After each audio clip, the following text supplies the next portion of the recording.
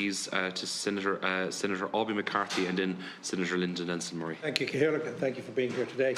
As we know, AI, the speed of advancement is amazing. And I was over the weekend, I was at a party, and they were discussing how you can basically tailor AI to your own personality. You go in and you give your height, you give your personality, you give your likes, you give all of this with ChatGPT, Claude, or whatever. So for me, who wouldn't be the most tech savvy, and I know Ireland is we're a global tech hub, and I think we can play a huge role regarding AI because we're open to it. But people like myself, ordinary people, how do you make sure that there isn't misinformation, that it isn't seen as surveillance, it isn't seen as something that is beyond us? So I suppose what I'm asking is how do we become part of it rather than something that is done to us?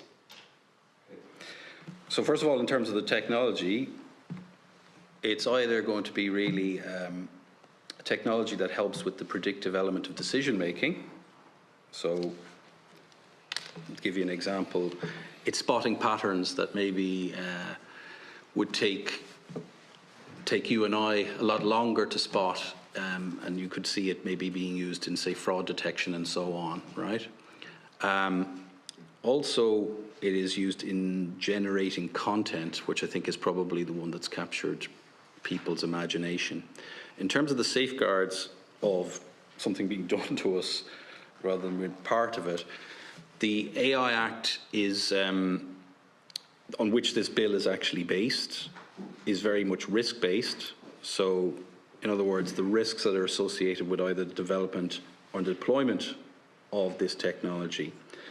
There's certain prohibitions, which I think you've discussed with Department of Enterprise when we had them in last week. Yes, when they were in with you last. And then there's higher risk, which are actually either based on. So prohibitions would be things like surveillance that you point to and so on. That's kind of quite Orwellian, I suppose, uses. And so there's prohibitions on that in Europe. So there's no arguments about that. And you've got high risk, which is in terms of either its use in a product or its use in things like employment or in decisions that have impacts on people's lives. So there's kind of what I would say in terms of the high risk, there is obligations on both providers and deployers and so on. So, the Act itself, you have to welcome that. It's taking a risk-based approach, and it is about safeguarding people's health, safety, and fundamental rights, ultimately. But Eric, is there a case that it depends what the inputs are, so that'll determine the output? So I heard a minister the other day, and he was saying he uses AI to summarise bills, okay? So it gives him a feedback. But then if that input is already, let's say, on gender basis, is biased towards men, well, then the summary of the bill, for example, could be biased towards men. Is that naive of me, or is that... No, bias is a concern, but also it's not the full picture. You have to actually also check the output. That is part of the process in using AI as well. Remember, it's a tool, so yes, what you put into it is going to influence what you get out of it, but also you have to check the outputs. And then I would also suggest as well, not only do you check the outputs, but you have to then choose whether you act on that output or not. So I don't think human agency is actually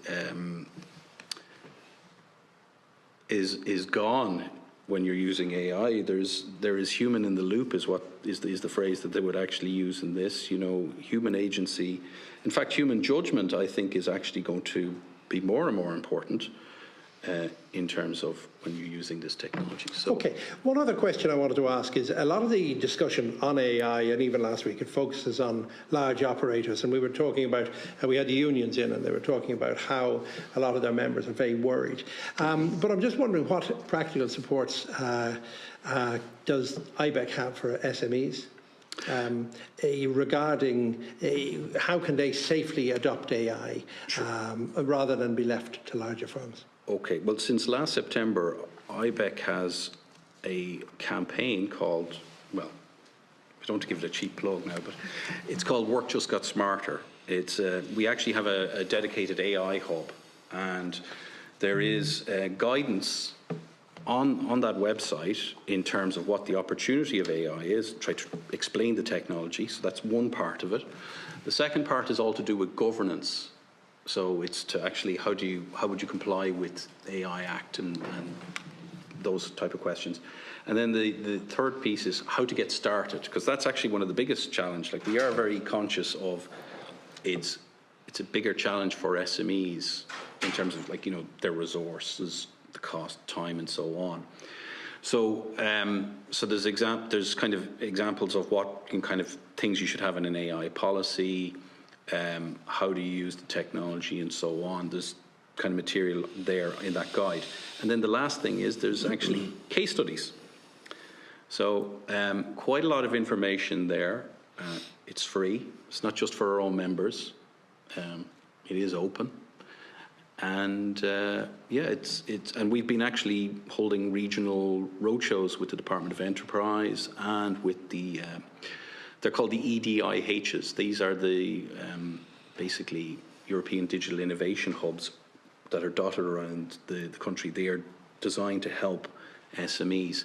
So, like, we're not, as a group, as I think in our submission we actually pointed out, we're not just a group talking about policy or legislation. We're actually out there trying to advise our members on adoption and the opportunity as well. And also there's risks too, but, like, obviously what we want to try and do is explain the opportunity and how to, I suppose, adopt this, because you can't ignore the fact that the technology is there.